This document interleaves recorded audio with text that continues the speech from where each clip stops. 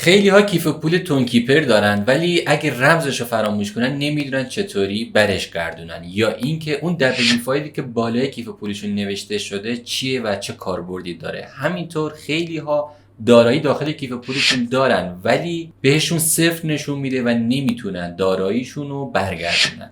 اگه اینها سوالای تو هم هست حتما تا آخر ویدیو همراه هم باش که به این سوالات کامل پاسخ میدم و همینطور طی ویدیو بهت میگم که چطوری کیف پولی داشته باشی مثل من نگاه کنید که پر از دارایی باشه. الان نگاه کنید 90,000 دلار دارایی توشه. اینو کامل بهت توضیح میدم. این روزها به دلیل اینکه ایردراپ های تلگرامی خیلی ترند شدن، خیلی از دوستان اومدن سمت این حوزه و کیف پول های مختلفی رو نصب کردن، از جمله کیف پول تونکیپر. چون کیف پول تونکیپر یکی از کیف پول‌های غیر متمرکز روی شبکه تون هست و میشه به اکثر این ایردراپ‌های تلگرامی وصلش کرد، ولی متاسفانه به دلیل آموزش ندیدن خیلی از مشکلات و سوالات براشون پیش اومده و حتی خیلی ها دارایی‌هاشون از دست دادن که ما سعی کردیم توی کانال یک سری آموزش‌های مقدماتی و کاربردی رو بذاریم که همه دوستان بتونن آموزش‌ها رو ببینن و از داراییشون محافظت کنن. اگه آموزش‌های اولیه تونکیپر رو ندیدی، ما 2 ویدیو تهیه کردیم که پلیلیستش رو این بالا برات قرار میدم. آموزش نصب استفاده اولیه از کیف پول، یعنی ارسال و دریافت ارز روی کیف پول، بکاپ گرفتن از کیف پول و یک سری کارهای اولیه که باید توی کیف پول تونکیپر بدونید و اونجا کامل توضیح دادم و از دوستان خواستیم هر گونه سوالی براشون پیش اومد حتما توی کامنت ها بنویسن که این ویدیو هم که داره تهیه میشه بر اساس سوال دوستانی بوده که توی کامنت ها نوشتم. پس شما هم اگه سوالی برات پیش اومد بعد از این ویدیو حتما توی کامنت ها بنویس، سعی میکنم در ویدیو بعد پاسخ به سوالتو بدم.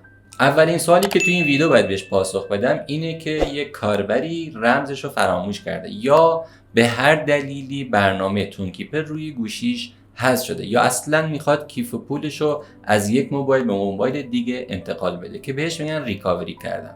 میخوام بهت بگم که ریکاوری کردن یک کیف پول به چه صورته. اکثر کیف پول ها به همین روشه ولی ما آموزش تونکیپر رو میدیم که نمونه ای هستش که اکثریت دارن ازش استفاده میکنن.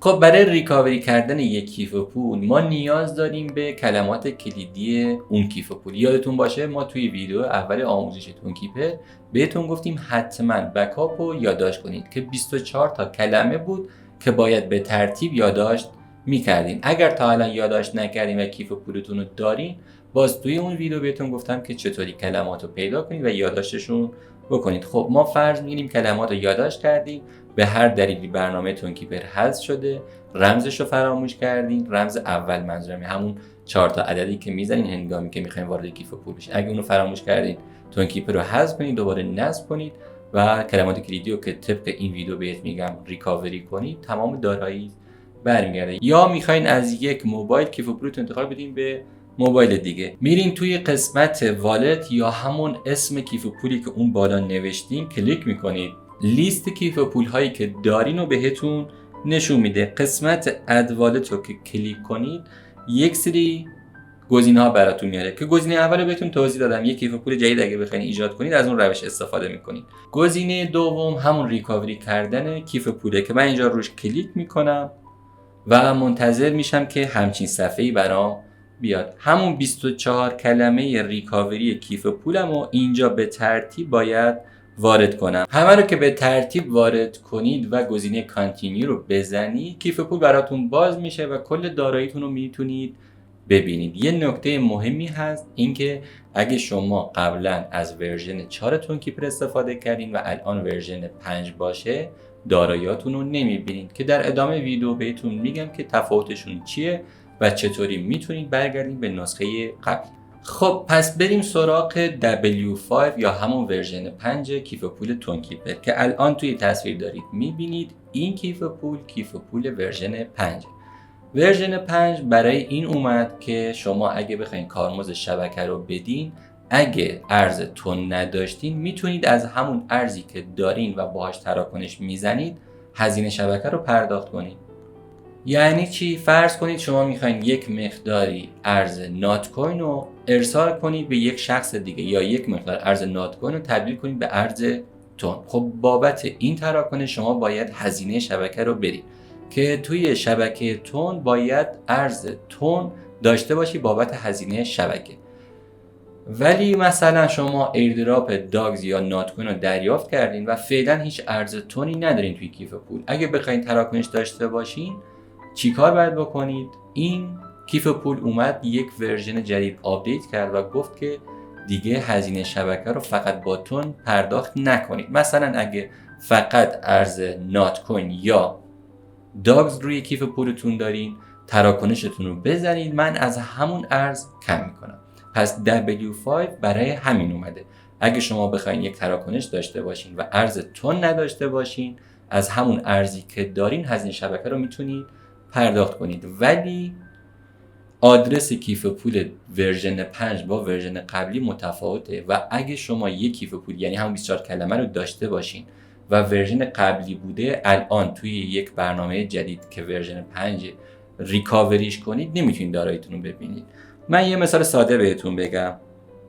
الان والت 1 و 2 من یعنی اولی و دومیه دقیقاً یه دونه بکاپ دارن یا همون 24 کلمه ریکاوری رو دارن، ولی اولیه موجودیش صفره و دومیه حدود $100. خب نگاه کنید، من توی دومیه که ورژن قبلی دارایی دارم ولی توی جدیده دارایی ندارم. اگه بخوام W5 داشته باشم، یعنی بخوام از کیف پول W5 استفاده کنم، باید برنامه تونکیپر رو به آخرین نسخه آپدیت کنم تو گوگل پلی و بعد بیام یک کیف پول جدید بسازم برام W5 میزنه، یا ریکاوری کنم برام W5 میزنه.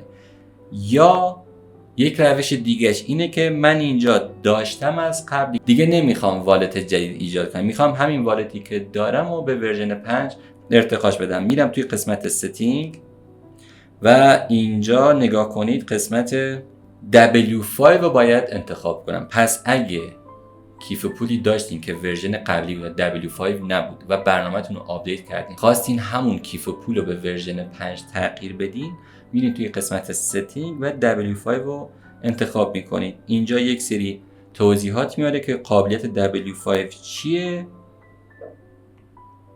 و میتونید اینها رو رد کنید و گزینه Add W5 Wallet رو که کلیک کنید رمز رو ازتون میخواد و ایجاد میشه. پس نگاه کنید همون والت 2 W5ش هم ایجاد شد یا همون W5ش هم ایجاد شد. پس این از روش ایجاد کردن W5 برای کیف پولی که از قبل داشتین. اگه کیف پول جدید بود فقط نیاز برنامه‌تون رو آپدیت کنید و وقتی کیف پول اد میکنید خودش براتون W5 ایجاد میکنه. حالا میخوام مثال برعکسش رو بهتون بگم. یادتون باشه اول ویدیو بهتون گفتم که اگر ریکاوری کنید و قبلا ورژن 4 بوده کیف پولتون، الان W5 بهتون میده و دارایی هاتون دیده نمیشه. دقیقا مثل این نگاه کنید، الان داراییمو صفر میزنه در صورتی که توی ورژن 4ش دارایی دارم. برای اینکه شما بخواید برگردین به ورژن قبل، کافیه دوباره برین توی قسمت ستینگ و اینجا روی گزینه والت V4R2 کلیک کنید. نگاه کنید اینجا گزینهش هست، روش کلیک میکنید، رمز رو ازتون میخواد و نگاه کنید الان والت 6 ورژن 4 هم ایجاد شد. پس اگه قبلا کیف پول داشتین، الان به هر دلیلی یا رمزتون رو یادتون رفته یا گوشی رو عوض کردین یا هر اتفاقی خواستین ریکاوری کنید و داراییتون رو صفر نشون داد، میتونید این کار رو انجام بدین که برین روی نسخه قبلی کیف پولتون و داراییاتون برمیگرده. این ورژن 4 و ورژن 5 کیف پول تونکیپر بود که سعی کردم خیلی ساده بهت توضیح بدم، ولی هر گونه سوالی پیش اومد حتما توی کامنت ها بنویسید، سعی می‌کنم در اولین فرصت بهت پاسخ بدم. یه مورد دیگه که خیلی ها سوال پرسیده بودن اینه که چطوری یک کیف پول رو از بین کیف پول هامون حذف کنیم. چرا؟ چون اینجا مثلا کاربر روش کلیک کرده و لیست کیف پولاش دیگه خیلی طولانی شده، خیلی هاشون هم استفاده نمیکنه. برای مثال الان والت 6 که ایجادش کردم اضافه است و آموزشی بوده، میخوام حذفش کنم. روش کلیک میکنم و دوباره میرم توی قسمت ستینگ، آخرین گزینه ساین اوته، روش کلیک کنید، تاییدش کنید و ساین اوت بزنید. خود کیف پول اینجا براتون حذف میشه. خب من ورژن 5 هم میخوام حذف کنم، پس ورژن 4 رو حذف کردم، ورژن 5 هم به همین صورت میرم توی ساین اوت منتظر میشم. الان نگاه کنید 2 تا کیف پول 6 هم حذف شد. پس حذف کردنم به همین صورته. فقط مراقب باشین وقتی میخواین حذف کنید. نگاه کنید الان من میخوام یه دونه رو حذف کنم، پیغام بهم میده که بکاپش رو یادداشت کردی یا نه. اگه یادداشت نکرده باشید دیگه مسئولیتش با خودته و وقتی شما ساین اوت بزنید دیگه به هیچ عنوان به اون کیف پول دسترسی نداریم. پس قبلش حتما چک کنید که کلمات کلیدی همون 24 کلمه ریکاوری رو یادداشت کرده باشین. اگه یادداشت نکردین تا الان کافیه که قسمت بکاپ رو بزنید، قسمت بکاپ برید و کانتینیو بزنید و رمز رو بزنید و اینجا لیستش رو بهتون نشون میده. حتما به همین ترتیبی که هست یادداشت کنید که یه زمانی خواستین ریکاوری کنید بتونید داراییتون رو برگردونید. تنها راه ریکاوری کردن هم همینه که ابتدای ویدیو کامل به توضیح دادم که چطوری ریکاوری کنید. این از سوالاتی که دوستان پرسیده بودن. یه موضوعی هم که میبینم این روزها خیلی ترند شده اینه که خیلی ها بهتون پیام میدن و میگن ما کیف پول براتون هک میکنیم و بهتون تحویل میدیم با قیمت خیلی پایینتر.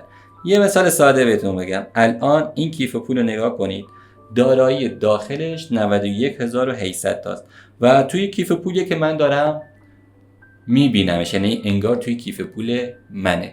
کاربر میاد به من پیام میده میگه همچین کیف پولی رو من بهت میفروشم مثلا $1000. خب خیلی به صرف است. شما حدوداً $90,000 سود میکنید. وسوسه میشید، میدونم کاملا حق دارین، ولی باید بهتون بگم این یک روش کلاهبرداریه. چطوری این کارو میکنن؟ خیلی ساده است. کافیه که توی قسمت والتاتون کلیک کنید، گزینه آخر اد والت رو بزنید و اینجا آخرین گزینه که همون واچ اکانت هست رو کلیک کنید. آدرس کیف پول رو اینجا وارد میکنه و روی گزینه کانتینیو میزنه. نگاه کنید دقیقا مثل ایجاد کیف پوله. حالا اسمش رو هرچی میخواین بذارین، مهم نیست. و نگاه کنید دارایی رو به من داره نشون میده، ولی اینجا یک پیغام داده گفته که فقط میتونی ببینی. چرا؟ چون ما 2 تا آدرس کیف پول داریم. آدرسی که من الان وارد کردم آدرس عمومیه که در دسترس همه هست و به راحتی میتونید فقط دارایی طرف رو ببینید، ولی نمیتونید هیچ کاری باهاش انجام بدید. نگاه کنید گزینه سند، اسکن، سواب، استیک همشون خاموشن. پس شما فقط میتونید به این کیف پول واریز کنید یا ببینید. 2 تا کار بیشتر نمیتونید بکنید. کسایی هم که دارن اینها رو میفروشن به اسم هکر دارن میان میگن ما میتونیم هک کنیم و داریم این کار رو انجام میدیم. ولی اگه کسی که بتونه هک کنه و همچین مبلغی رو بتونه بدزده اصلا نیاز نیست به شما بفروشه. همون $92,000 رو خودش نقدش میکنه و قرار نیست که با $1000 به شما بفروشه.